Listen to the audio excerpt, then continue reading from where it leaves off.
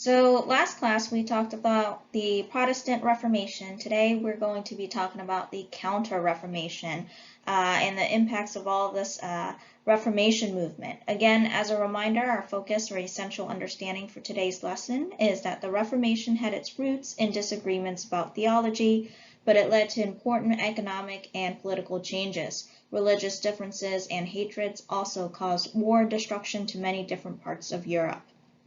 And so now let's continue with our lesson on the Reformation movement.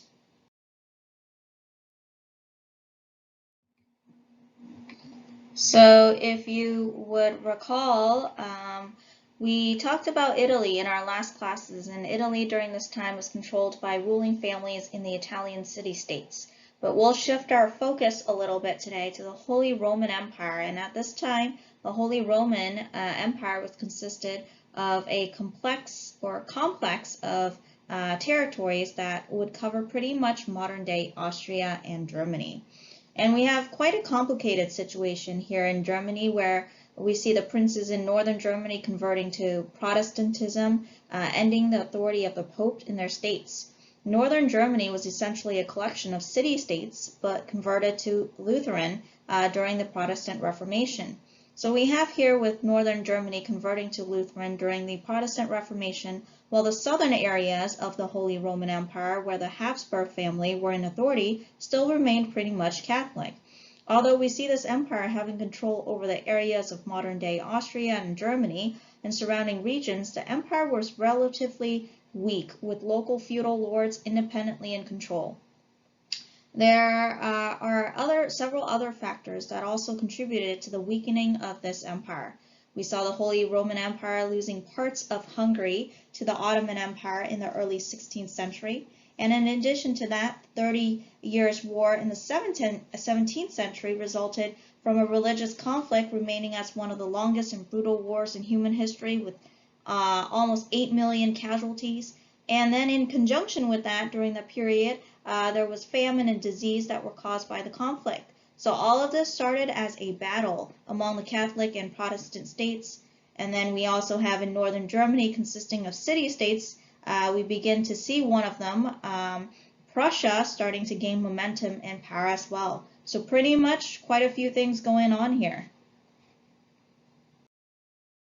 So in 1555, the Peace of Augsburg was intended to bring an end to the conflicts between the Catholics and the Protestants, and you can probably already tell that it was unsuccessful. Therefore, it inevitably led to the 30 Years' War beginning in 1618 that lasted until 1648.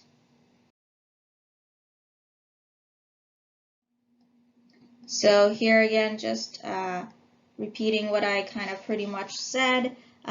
We have the conflict between the Protestant and Catholics resulting in devastating wars, which lasted 30 years. We call that the 30 Years' War, lasting from 1618 to 1648.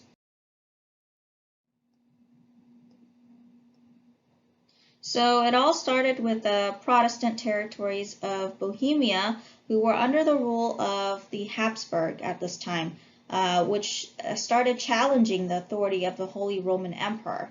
The conflict has been ongoing for quite a while, but this time it exploded and resulted into a devastating religious war as well as a major political war. Every country took part in this conflict some way or somehow, including the surrounding countries such as France, Denmark, and Sweden. Although there were other participants, most of the fighting actually took place within the German Empire. Therefore, we see many of parts of Germany getting really negatively impacted in terms of depopulation and devastation that they had to go through during the 30 Years' War.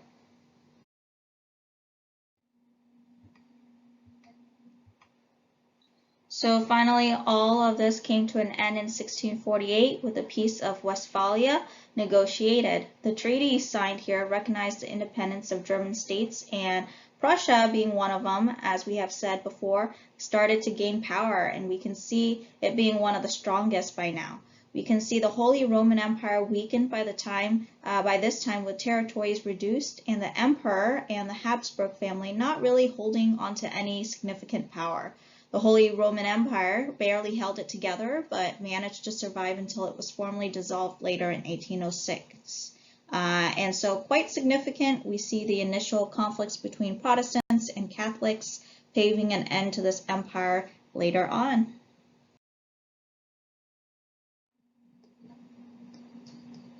So here we also see the Reformation going on in France as well. Protestant supporters in France are called Huguenots during the 16th and 17th centuries. They were followers of the teachings of the theologian John Calvin that we talked about last class. And with their rise in France, the conflicts with the Catholics continued. This can be seen as a violent period with Huguenots being persecuted by the French Catholic government. Civilian bloodshed and military battles continued to ensue for a number of years until we reached the Edict of Nantes, issued by Henry VI in 1598, which ended the Civil War and granted Huguenots their religious liberty. The Huguenots then used their freedom to organize against the French crown and gaining political power.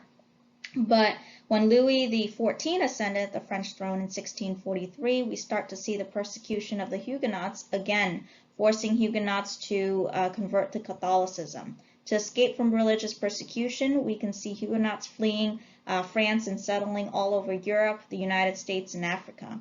We also see Cardinal Richelieu playing an important part or role during this time. He had two primary goals. The first one is to centralize the power in France to oppose the Habsburg dynasty. He was considered instrumental in redirecting the 30 Years' War from the conflict between Protestantism and Catholicism to that of nationalism in the Habsburg. It was said that he did not look to destroy the Protestants, but instead even compromise with them to attack against the Catholic Habsburg of the Holy Roman Empire.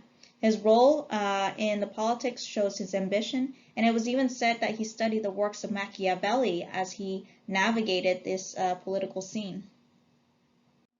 So while we see all of this going on, we also see the rise of the Catholic, or also known as the Counter-Reformation. So let's go into details for more information about it. So while we see criticisms continue to spread against the Catholic Church and the rise of the Protestants, we also begin to see the movement called Catholic Reformation, also known as the Counter-Reformation. So after Martin Luther refused to recant and many German princes converting to Lutheranism, the Catholic Church began to institute reforms, which were led by Spain, a dedicated Catholic country. The three elements that supported the Catholic Reformation included the establishment of new religious order, the Jesuits, and the reform of the papacy and the Council of Trent. And we'll talk more about those in the next few slides. So here we have the Inquisition, or also known as the Holy Inquisition, which were set up as powerful office or group of institutions within the Catholic Church, with the goal of rooting out and punishing heresy. And the idea of the Inquisition was used to reinforce the Catholic doctrine, but it was also infamous for its use of torture and persecution of Jews and Muslims. The worst manifestation of this Inquisition took place in Spain, also known as the Spanish Inquisition.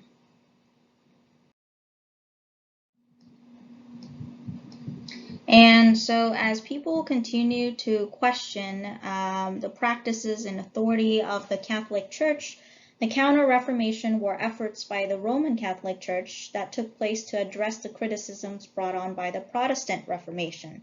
So during the 16th and 17th centuries, the Catholic began to institute reforms, and these reforms included the banning of the sale of indulgences, implementing consultation more frequently with bishops and parishes, training its priests to live the Catholic life instead of just preaching it, in attempts to take measures against the luxurious living of the clergy.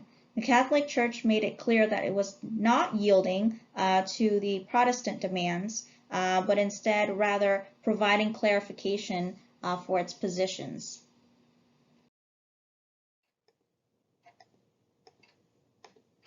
And so here we see part of the Counter-Reformation. We see the foundings of the Society of Jesus, or the Jesuits, who worked to spread the Catholic doctrine around the world. The religious community was founded by a former Spanish soldier and intellectual, Ignatius Loyola, in 1540, and it's most notable for its educational, missionary, and charitable works. The Jesuits consisted of missionaries and educators that worked as one of the principal agents of the Counter-Reformation movement, and they were involved in a great number of missionary endeavors in all parts of the world. They were considered successful in restoring Catholicism in parts of Germany and Eastern Europe.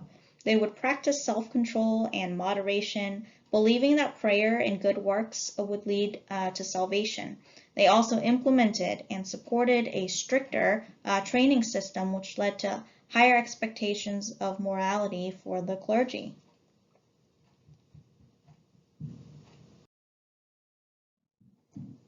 And then we also have the Council of Trent that was pretty much involved a series of meetings held in 3 parts from 1545 to 1563 that were held by a group of church officials to reaffirm most of the church doctrines and practices. Again, the stance on the Catholic Church was that they are not compromising with Protestants. They work to dictate and define the Catholic interpretation of virtually every religious doctrine contested by the Protestants, and also to provide clarification of the Church's position on important religious questions, particularly in the nature of salvation. The Council was considered as a key part of the Counter-Reformation and played a major role in revitalizing the Roman Catholic Church in many parts of Europe. They also issued doctrinal statements on holy orders, purgatory, indulgences, so the selling of indulgences were now forbidden, and they also enacted a number of other reform decrees. We can see the Roman Catholic Church now possessing a clearer body of doctrines. The Church was also unified under the Pope's supreme leadership, and Catholics now begin to see or have more confidence as defenders of their faith. So there were major impacts resulting from the Reformation. At first, the Reformation divided the countries of Europe on religious principles, leading to religious intolerance. Gradually, religious toleration emerged as a result of changing cultural values.